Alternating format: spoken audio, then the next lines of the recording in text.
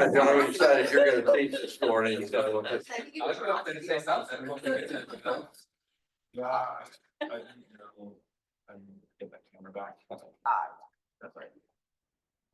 So, ready to go? Yes, we are. All right, hello Zoom people. I can't see you yet this morning, but so we're looking at the different genres, the first half of the class, and then the last half we're the genres in the Bible, and then we're looking at the last half, some examples of that.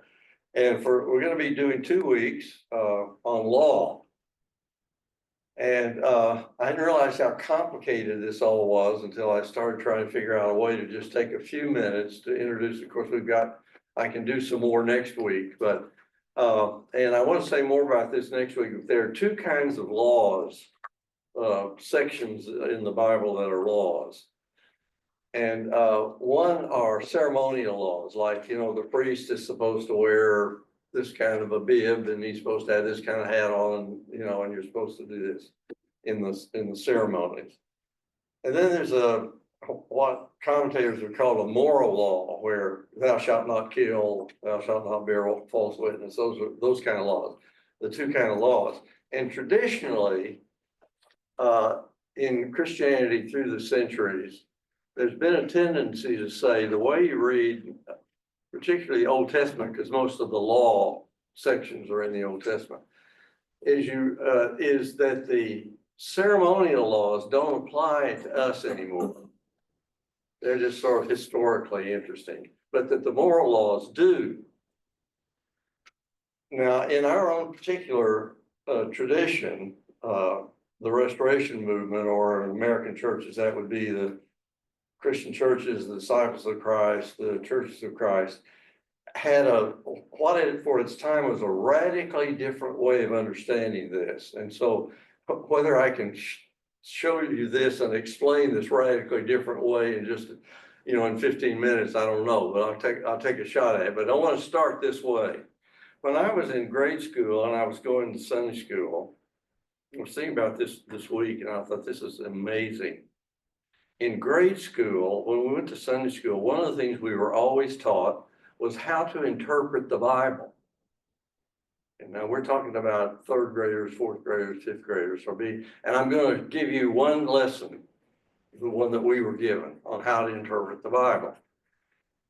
The other thing we were taught, by the way, was how to read music.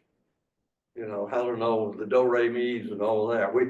Those were just, you didn't grow up and go to Sunday school and not know how to interpret the Bible and how to read music. Those were just 2 things that you did. Anyway, we had a very simple system. Of course, any simple system is immediately oversimplified. And so what I'm going to tell you, I know you can have all kinds of sophisticated criticisms of it, and I do too, but hang on, okay? This is just, it was so easy to remember that I still remember it from the 3rd grade, all right?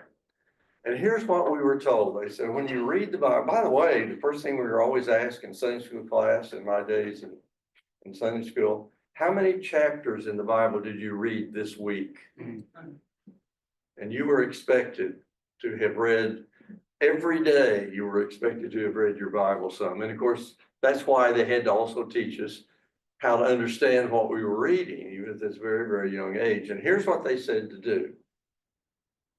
They said there are 3 questions you have to ask when you're reading a passage from the Bible. You can just open it anywhere, and you ask these 3 questions. And this is where you can cleverly figure out which slide to use here. The first question is, who is speaking? Who is speaking?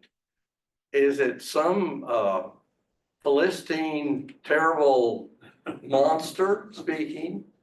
Is it some prophet of God speaking? Is it God speaking? Who is speaking? Because you got to, when you read it, it makes a lot of difference who it is that's saying it. Okay, so that was the first step. Then the second step was, to whom are they speaking? Mm-hmm. Now we're getting a little more subtle, because you had to say, all right, let's say it's God speaking. But who's he talking to? because you can't just start with the thesis that every word written in the Bible is written directly to me. I can't tell you how many people get weird ideas because they just go, you know, you all probably heard my old joke about the guy that says I just open the Bible and point, and whatever it is, I think that's what God is saying to me. You know, so he opens his Bible and he points and it says, and Judas went out and hanged himself. And he says, well, I don't know, maybe I better do that again. So he flips and he points down and it says, go thou and do likewise. So you gotta be careful with that, just reading something like it's talking directly to you. So the second thing we say, first you figure out who's speaking, and then you figure out to whom they are speaking. And that's where I'm gonna come to where that requires some radical rethinking about the way you read, particularly the way you read the Old Testament. And then the third one, and this is where it gets really complicated. The word we used was dispensation, and I don't like the word, and it's used for a lot of other things, but I'm going to use it since that's what we did in our Sunday school class. They said, in which dispensation was this said? So there's a kind of a historical context that you have to put in. And we were told that there have been three dispensations. God has dealt with human beings in three different ways. The first one was the patriarchal dispensation. That's what like Abraham and Isaac and Jacob and so on. That was, and it's called patriarchal because the background of it was a social construct where people lived in extended families. The word family has a lot of different meanings in the Bible, by the way.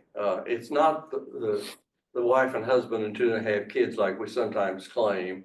There are all sorts of forms of families in the Bible and throughout human history. But whatever the form of the family was, there was a leader. There was always a leader, and they called this the patriarchal period because the idea was that it was the responsibility of the leader of the family to be the sort of priest. They dealt with God. And when you read stories about Abraham, for example, Abraham is dealing with God directly. He's not going to get somebody else to do that for him or something. And the members of the family expect part of his duty as the patriarch of the family is to sort of be the religious leader of that family. So that was the patriarchal period. And there were different rules then. And so if a law is laid down that's in the patriarchal period, that's great if you're living in the patriarchal period, but that doesn't necessarily apply to you. This is what we were taught to understand. Then the second period was the Mosaic dispensation. And that was where God spoke and gave a law to Moses. And the distinctive thing about this was given to a particular racial social group about how to create a theocracy. You know that word? This is a government in which religion, the church and state are completely tied to each other. Okay. The laws of the state are the same as the religious laws. And a big chunk of the Old Testament, I don't know percentage wise, I would just guess at least 80% or maybe more is written according to this system we were taught in Sunday school during the Mosaic dispensation, in which the laws that are being given are laws being given by Moses or by other leaders to a particular racial, socio, whatever, a political group in order for them to be able to form a society in which there's a complete connection between church and state. The laws of the state and the laws of I'm using church before don't mean the Christian church, but basically the Jewish religion. So that's the Mosaic period. Then there was the Christian dispensation. And here's what we were told about the Christian dispensation, that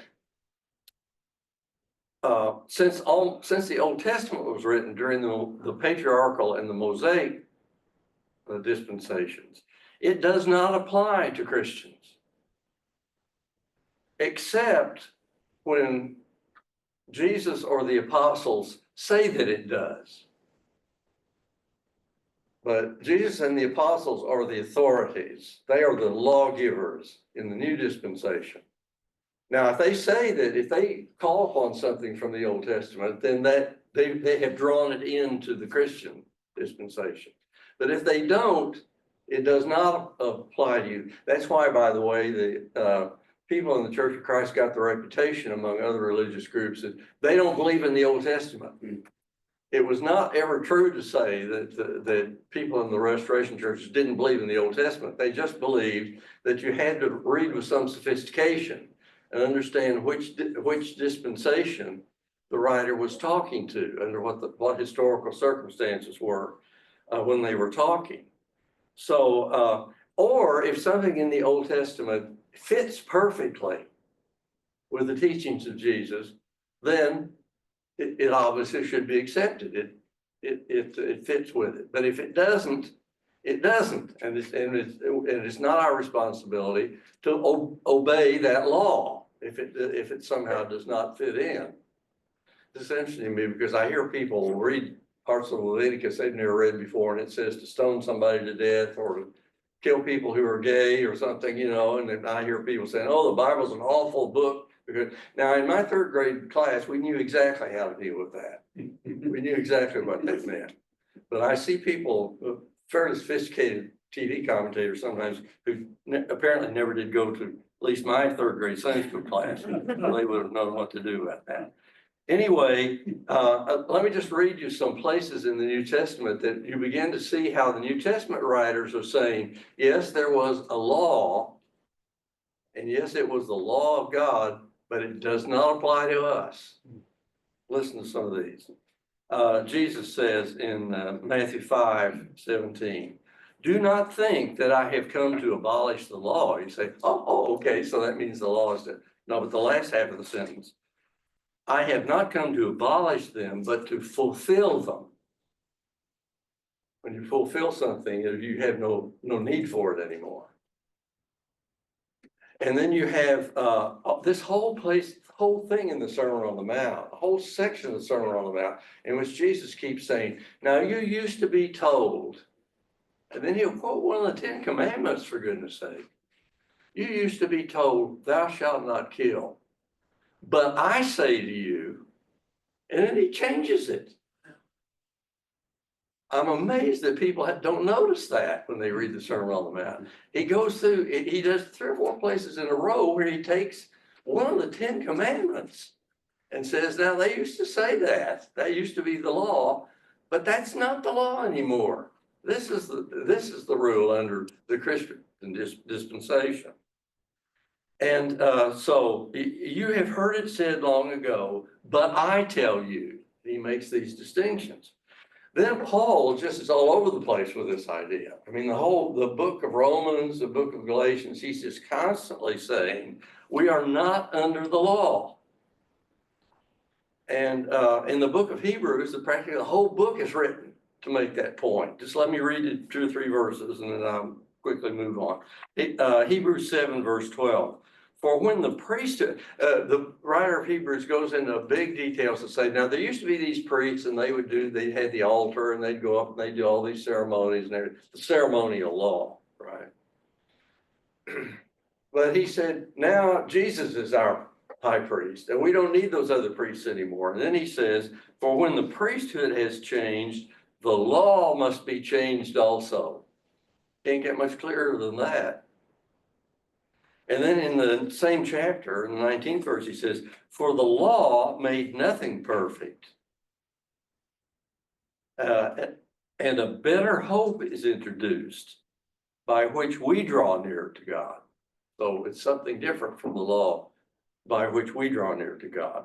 And then, as I say, Paul, we could literally spend weeks talking about Paul explaining how we are not under the law anymore.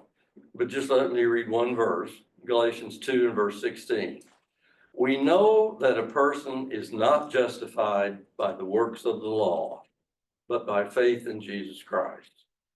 So we too have put our faith in Christ Jesus, that we may be justified by faith in Christ and not by the works of the law, because by the works of the law, no one is justified. You might say, now, if I would say it again, you weren't quite clear enough. He's very clear about that. Well, it's interesting to me that we have centuries of Christian theologians who are constantly going back and taking portions of the law of Moses and attempting to apply them to the Christian faith. And now let me tell you one little historical thing and we'll quit. In the year 1816, there was this young Scotsman, immigrant.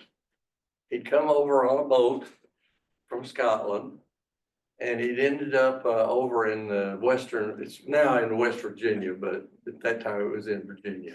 His name was Alexander Campbell. And some of you know some of the history of the churches of Christ, the Christian churches, the disciples of Christ. You know him as one of the sort of founding fathers. Well, he wasn't that yet. He was just barely out of his teens, but he was a very brilliant guy. So he is asked, they're having a big meeting. I'm not exactly sure which denomination he was in. He was when he came over, he was a Presbyterian. Then I think he became a Baptist. I'm not sure which one it was he was in when he preached this sermon, but it's a famous sermon in the history of American Christianity, which was called the Sermon on the Law. By the way, immediately after he preached the sermon, they kicked him out of his church. I don't remember which church it was, but they kicked him out. And I don't, he spoke in a very, he's hard to follow. He's, you know, he uses this old kind of 18th century, very complicated grammar and everything. I just want to read one of his conclusions. He gives all of his reasons and everything. And then he says, this is his fourth conclusion. I'm sorry, but I don't want to carry you through the first three. But anyway, he says, a fourth conclusion that is deductible from the above premises. He's given a lot of these verses I just read you and all of this that I've talked to you about, the different periods and so on. And he says, so which is deductible from the above premises is that all arguments and motives drawn from the law or the Old Testament to urge the disciples of Christ to baptize their infants.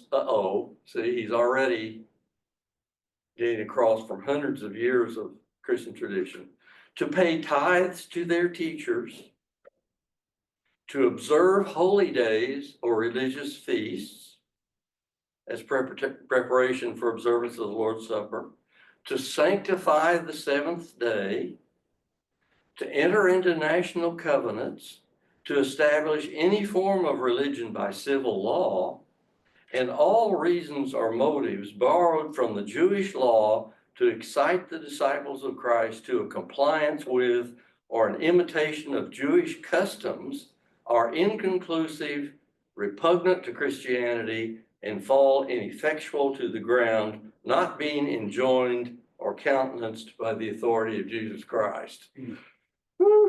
You know, because he was just cutting and slashing with so many things these people passionately believed, and it's just all based on just understanding this simple little thing: to whom is this speaking? Who is speaking? To whom are they speaking? And what dispensation are they saying it? And if you get one of those questions wrong, you're going to think something is a law that you're supposed to be doing when it's not a law that applies to you. Now I just want to go back. I know I've probably raised 50,000 big questions, which I do not intend to answer. Because Fallon's going to answer them. But all I'm going to say now is I want you to just notice one of these because of all the election stuff. No, I'm not going to tell you who I'm going to vote for. But did you notice what he said? He said any attempt to establish any form of religion by civil law or to enter into national covenants. Do you realize how, I don't know what's the word to use, how radical that idea is? Because Campbell said, if we are not any longer under the law of Moses, we are not under a system where you're supposed to combine church and state. And The big difference in early Christianity and in Judaism was Judaism controlled its own state, and so they had to have laws like a state would have. The Christians were pilgrims and strangers. And you know what early Christians were taught about government? They were told, if you live under fascism, communism, democracy, monarchy, anarchy, whatever form of government you live under, you're just visiting here anyway. And you just be a good citizen and obey the laws of the land, but always obey God rather than men. It was a very simple thing they were told, and they did not mix religion and politics. And you might be interested to know, because this is no longer a characteristic of Churches of Christ or Disciples of Christ or Christian churches like it used to be. When I was growing up, you know, the flag that you never saw anywhere close to a building where the Churches of Christ were meeting? An American flag. You never saw one. Did that mean they weren't loyal Americans or didn't believe in? No, they were very loyal Americans. They just said, we will not put a flag in a church building because Jesus said, my kingdom is not of this world. And when we go in there for that meeting, we are not in the kingdom of the United States. We're in the kingdom of God. They made that distinction. They got in some big trouble about it, by the way, because a lot of people didn't like that and thought of that as not being, you know, good citizens. It was quite the opposite. But they would have felt the same way. And think about this. There are Christians in Russia, right?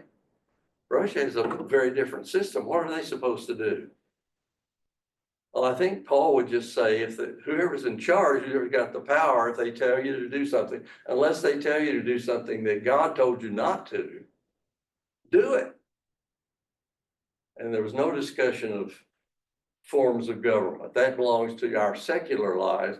And I just find it's interesting that in 1816, in the United States of America, this young Scotsman said, if you will divide the scriptures correctly and know which dispensation you are living under, you will not mix up Christianity and politics so much that you want to enter into that a church would enter into a national covenant, or that it would try to establish any form of religion by law. Pretty amazing. And something still to think about. You can tell I sort of bought a lot of this Sunday school stuff. I actually did, and I've always kind of felt the same way ever since, but you don't have to. We're very broad-minded. Ask something. Yes. Jesus said to the Sanhedrin, the Pharisees and the Sadducees that Moses' law was written because the people was very difficult to deal with. Their heart was very hard. You see, that's why that law was brought upon them. But that law, Yeah. after Christ came, he came to fulfill that law. So it was no more for that law to be practiced. And so he made it very simple. Yeah. So yeah. Well, and the fact is that if you, in a theocracy where church and state are connected, the state has to maintain order, and human beings are not very nice generally. So you have to have some pretty strong laws about human behavior. But when you don't have the connection between church and state, when you have a separation of church and state, the Christian community doesn't have to deal with the human condition of people not being very nice. The government's supposed to be dealing with people not being very nice. Christians need to be able to teach people how to be nicer. You know, that's their job, not to punish them for not being nice. So anyway, don't get me started. All right, so today we're talking specifically about laws that are ritualistic, so as opposed to moral. So ritual laws in the Old Testament. So if you remember, pop quiz for those of you who've been here, we've talked about narrative so far, we've talked about poetry. Does anyone remember how, like, the approximate percentage of the Bible that is narrative? 100. Sort of, but not for our conversation. But good guess. 50%, approximately 50%, about half the Bible is narrative. Anyone remember poetry, the percentage?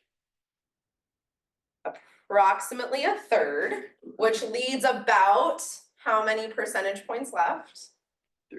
Let's say 20-ish. Yeah, 50, 60, 70, 80, and we have about 20% left of the Bible. It's actually probably a little bit less than that, but 20% left of the Bible is split between the epistles and the law, which are kind of lumped together as like discourse, not really narrative, not really poetry, explanations of things, which is really interesting because when I ask my students, what are some of your primary associations with the Bible? One of the top responses I get in every single context is something like guidebook, handbook, rule book, which is really interesting because 80%-ish of our Bible can't be broken down into a list of rules and laws. But we have about 20% that are epistles that have a lot of commands in them. We have another, and then of course, the laws. So these are just a few that we'll talk about today. We're gonna do very, very small like portions of these. So don't, but in case you want to follow along, we're gonna do this. So if Jesus did not come to abolish the law, but to fulfill it, and if we are not beholden to ritualistic laws, why keep them in our Bible? What are some ideas that you have for why bother reading the ritual laws? Why bother keeping them in our Bible if we're not beholden to them, if they don't matter anymore, if Jesus did away with them, if we're no longer in the Mosaic dispensation? It's just historical. Yeah, historical, yeah. Yeah, that's one really important facet of it, for sure. What are some other ideas? To remind us. For reminding. Yeah, reminder. Yeah, Yeah. They help us to understand Jesus' role. right, totally. Yeah, so even though we're not in the Mosaic dispensation, even though we're not in the Mosaic dispensation, and specifically Jesus was in the Mosaic temple or the Second Temple period, we need to remember that even though, like, when you flip the page from Old Testament to New Testament, and you are on the first page of Matthew, we're not suddenly in the Mosaic dispensation, right? The writing is the Christian dispensation. The book itself is. Matthew is writing it to the Christians of his day. And Matthew is in the Christian dispensation, but the story it is telling of Jesus's life, Jesus was still worshiping under the laws of Moses. He was a Jewish person in the Second Temple period. So we really need to be aware of this Mosaic dispensation, right? So we understand Jesus. We understand Jesus by knowing what some of the ritual laws are, the history of it. A lot of our texts that we're going to be looking at today are texts that kind of show to us, add layers of meaning to us for our own rituals, right? We'll see some things connected to communion. We'll see some things that explain what some of the significance of Jesus's death by crucifixion was and what it means for Jesus to be the Lamb, right? Like none of that really means anything without the context of the overarching story of where Jesus was coming from. Jesus didn't drop out of heaven and like start a new story all of a sudden. Jesus is continuing a story and starting something new within that story, of course. But Jesus isn't like randomly dropping out of a vacuum, right? Like this is within the context of a millennia long story. There are a couple other really important reasons. The purpose of the law in the Old Testament, like Sam said, good job, Sam. 100%. Yeah, the law shows up within the context of story, right? The law shows up within the context of the narrative of God's people trying to figure out who God is, what it means to obey God, what it means to live as a covenant people with God. All of the laws show up within the context of narrative. In fact, the laws that we have about 613 laws. The laws that we have are just a sampling. They're not actually all of the laws that Israel would have had to figure out. Partially because, like, as any of you who have a law background might know, even if it's just been in part of a court case or something, a law that's written down in the books then has to be clarified with cases, right? So we have laws upon laws upon laws upon laws that need to be clarified, that need to understand it, that they needed to understand how to apply them. So actually the 613 that we have in our Old Testament is actually a sampling of what God's people would have had to follow over the course of time. And we know from historical obviousness that they didn't actually follow a lot of them. There were a lot of commands of God that Israel never actually followed, including some of their ritualistic ones. For example, the year of Jubilee, every 50 years, where all debts were canceled, everyone was freed. Most scholars think that there's very little evidence that the ancient Israelites ever did that, even though it was very clearly spelled out. Because man, that's a huge ask. Every 50 years, once a generation, everyone is freed, all debts are canceled, all land goes back to the original owner. Jesus. That was as radical for them as it sounds to us. So there's some evidence that even the laws that we have, they didn't actually follow to some extent or another. And the reason that we have them is because of just that. Almost all of the laws, they're interspersed between narratives and stories. So you can find stories in Leviticus, you can find stories in Deuteronomy and in the second half of Exodus, etc. So it kind of flips back and forth. And so all of the laws are constantly showing how Israel never quite got it. Have you ever heard anyone say, like, well, if God would just be clear and just like show me a sign and like spell it out for me, this is what I'm supposed to do next, that I would just do it? Never. Yeah, never. And if we did get it, it wouldn't work that way. We know that because Israel's history for 2,000 years leading up to Jesus, that's exactly what happened. That over and over and over again, they were given a law and then they broke it. They were given a law and then they broke it. They were given a law and then they broke it. The law was clarified. They broke it. The law was more nuanced. They broke it. Like, they just did not know how to live. And here's a really important part of ritual laws that I think is relevant to us. The purpose of ritual law was to set Israel apart from the other nations. They were meant to be a people that were special, that were set apart, that were different than the other surrounding pagan nations that were violent and cruel and idolatrous. They were meant to be different. So we have a bunch of ritual laws. So if you want to follow along, I'm just going to read a couple of samplings of our ritual laws. So I'm going to start in Leviticus. So for example, in Leviticus 2, starting in verse 11, we have this. Leavened bread shows up quite often, but we have another example. No grain offering that you bring to the Lord shall be made with leaven. For you must not turn any leaven or honey into smoke as an offering by fire to the Lord. So again, leaven shows up, and we know this from our communion crackers, our unleavened bread. Jesus at communion broke unleavened bread at Passover. Leavened and unleavened bread that has yeast and doesn't, shows up a lot in scripture. So that's one example of how the ritual laws can help us clarify and nuance our reading of the New Testament and of Jesus.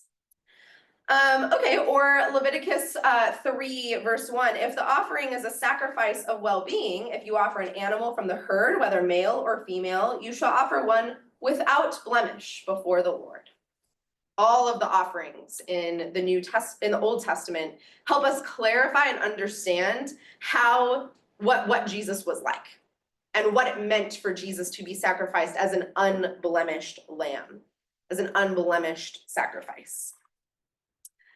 Let's see.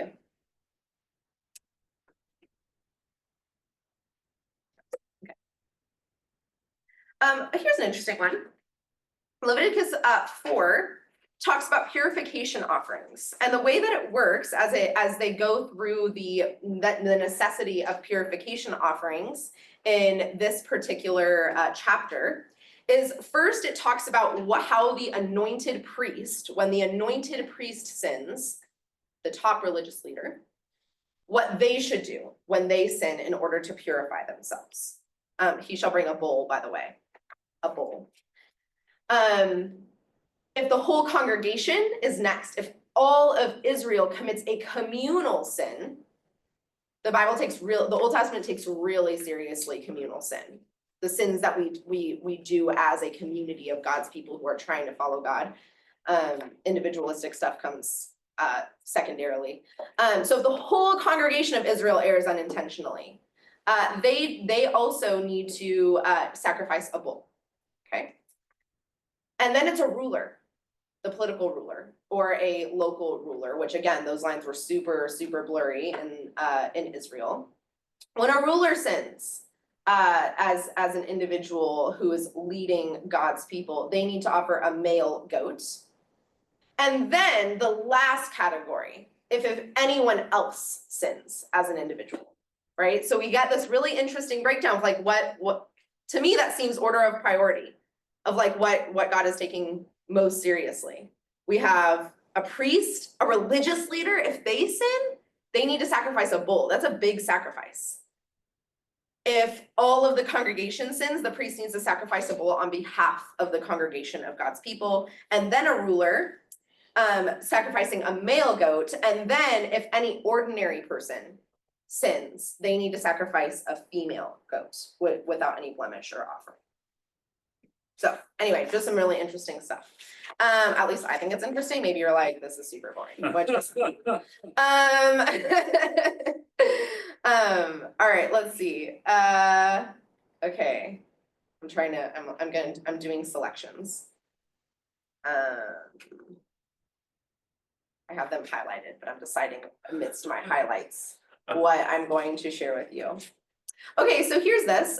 In Deuteronomy 18, in verses 9 through 14, so we're in Deuteronomy 18, verses 9 through 14, we get this context for what is going on around the ancient, surrounding ancient countries or nations or people groups around Israel. So this is what God says. When you come into the land that the Lord your God is giving you, so this would have been the promised land, because remember at this point they are preparing to enter the promised land. You must not learn to imitate the abhorrent practices of those nations.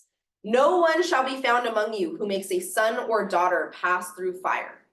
Child sacrifice was a really big thing in the ancient pagan religions surrounding Israel. So God is saying, one of the reasons why idolatry was so abhorrent to God is because it always led to violence. And so God was always trying to say, like, don't get trapped by these practices that look good or look fulfilling or look like you want to cover all your bases just in case that God is real and you don't want to make them mad. Like it always leads to violence, even the abhorrent practice of child sacrifice. So no one shall be found among you who makes a son or daughter pass through fire, or who practices divination, or is a soothsayer, or an augur, or a sorcerer, or one who casts spells, or who consults ghosts or spirits, or who seeks oracles from the dead. All of this is in reference to the ancient pagan religions that surrounded Israel, that surrounded the promised land. It also gives us context for why later in the story, at least in Israel's interpretation of things, that God says you have to wipe everyone out.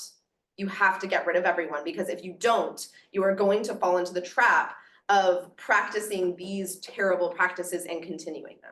Of course, we know that Israel didn't actually do that because they intermarry and they do this all the time. So worship the pagan gods, etc. Whoever does these things is abhorrent to the Lord. It is because of such abhorrent practices that the Lord your God is driving them out before you. You must remain completely loyal to the Lord your God. Although these nations that you are about to dispossess do give heed to soothsayers and diviners, as for you, the Lord your God does not permit you to do so. All right, so interesting stuff. All right, let's pause for questions really fast.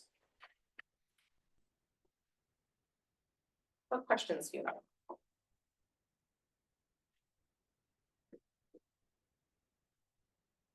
Oh, there's another really interesting, so in Leviticus 18, are we in Leviticus? No, we're in Deuteronomy. Deuteronomy 18, at the very end of the chapter, there's an interesting, they're like talking about the Levites and how the Levites, the priests are supposed to dress and supposed to behave. And then they're like false prophets, which is really interesting because we often take this particular note about false prophets for ourselves, which is a good example of where are ritual laws and where are moral laws, which one is which. Because Deuteronomy 18 is dealing wholly with the Levite priests and how they are supposed to carry themselves, how they are supposed to behave, which is obviously ritualistic, right? But then the next breath, without even like a hiccup in the conversation between God and Moses, is also be aware of false prophets, which is something that we sometimes will say like, oh, well, this applies to us. If a prophet speaks in the name of the Lord, but the thing does not take place or prove true, it is a word that the Lord has not spoken. The prophet has spoken it presumptuously. Do not be frightened by it. That sounds maybe like a moral law. It gets kind of complicated kind of fast. Okay, all right. Let's see, all right, and then the last section I wanted to talk about was Exodus 25 to 27. So Exodus, the latter half of Exodus deals with the building of the tabernacle, which is the tent, the first tent where God's presence would dwell in a physical sense with God's people. And the tabernacle matters for a lot of reasons. It's God dwelling among God's people and leading and following them sort of as they traveled. So the tabernacle was a mobile home for God. Tabernacling is the same word that is used later in the Gospels, where it says Jesus dwelt among them. The word dwelt among them in John, that's the same word as tabernacle, that the word of God tabernacled among God's people, which means that Jesus is being equated to the tabernacle. So another interesting observation. The tabernacle chapters, there's many of them, and they're super boring. And they are really interesting, beautiful portraits of the Garden of Eden. So as the tabernacle was being created, what they were trying to do was capture the imagery of Eden, of a garden. So we have a section in here that repeats like, it's about the lampstand, of how to make the lampstand, and it's super specific. You shall make a lampstand of pure gold. It has to have 6 branches going out on its sides, 3 of the branches, blah, blah, blah, blah, blah, blah, blah. But then it repeats this, 3 cups shaped like almond blossoms, each with calyx and petals on one branch, and 3 cups shaped like almond blossoms, each with calyx and petals on the other branch. On the lampstand itself, there shall be 4 cups shaped like almond blossoms, each with its calyxes and petals.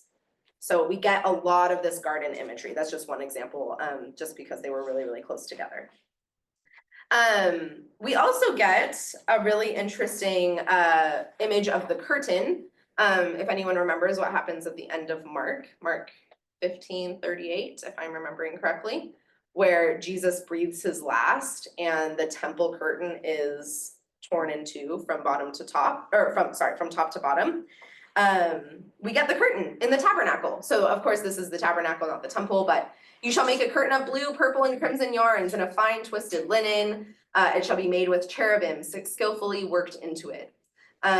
You shall hang it, I'm gonna skip ahead, within the curtain, and the curtain shall separate for you the holy place from the most holy place.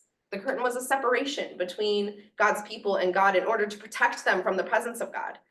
And when Jesus dies and the temple curtain is torn in two, it's not spelled out in Mark. We wouldn't know what that meant without this, right? That Jesus is suddenly eliminating the barrier between us and the fullness of God's presence. So those are a few observations from the ritualistic laws.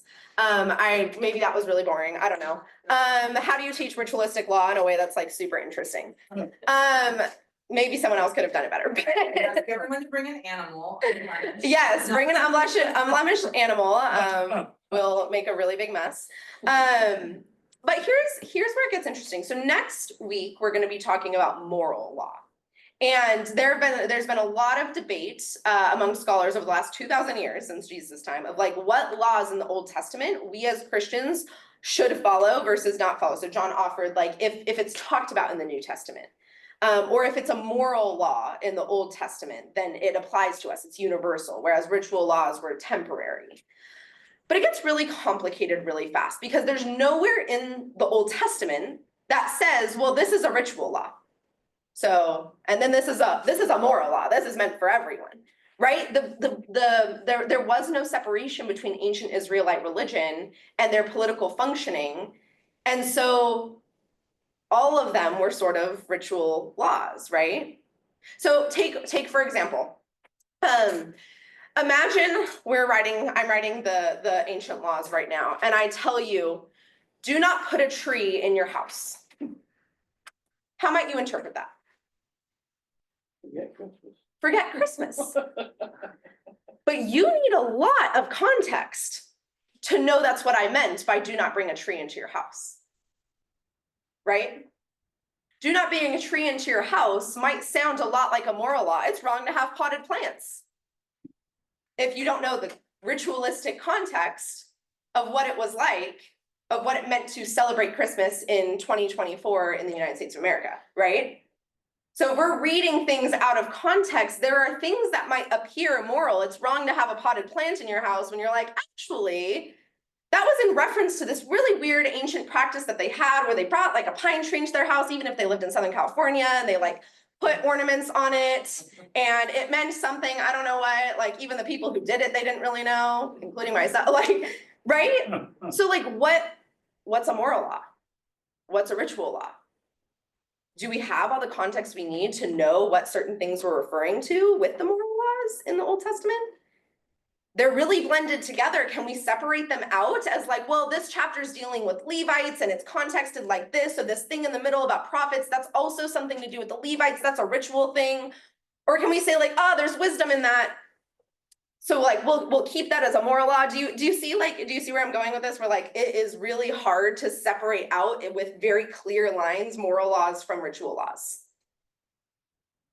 And there is stuff that's talked about from the Old Testament that's quoted directly, that's quoted by Jesus or quoted by Paul or quoted by one of the other biblical authors. So we should wrestle with that. And it's not just that we should throw out all the ritual laws and keep all the moral laws, right? The wrestling is gonna have to be a lot more intricate than that.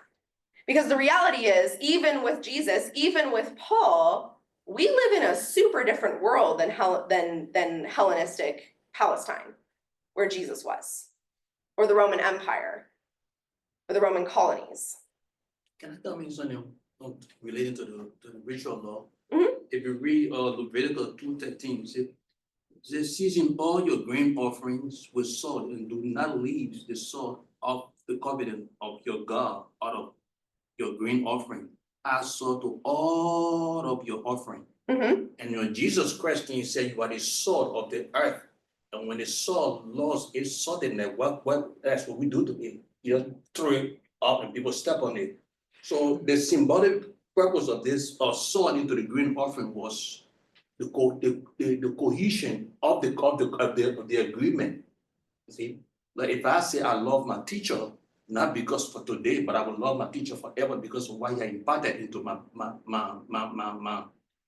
brain, not just for today. Or if I become a part of this congregation, it's not just for maybe 24 hours or just for maybe 1 year, or when I'm finished with Pepperdine College, it is forever.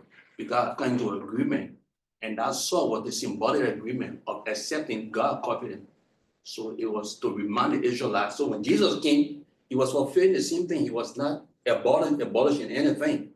You see, so that was the purpose of the some of these ritual, how they call the symbolization that was within it. It was the core ethics value of why they were doing it for. Mhm. But the people were not looking at it, they were only looking at signs and wonders.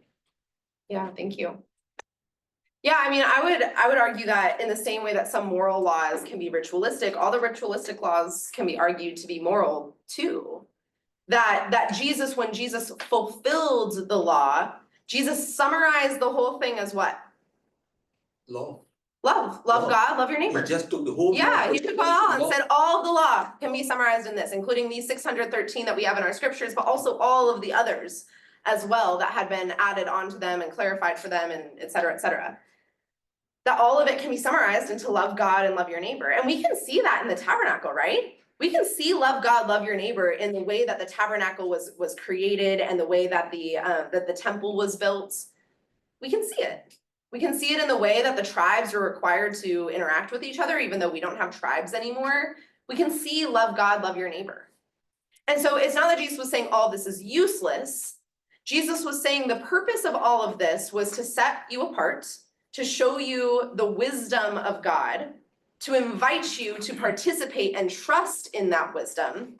And I'm helping you figure that out for the journey ahead, which included the inclusion of the Gentiles. No longer are we a theocracy. So we have to renegotiate all of it.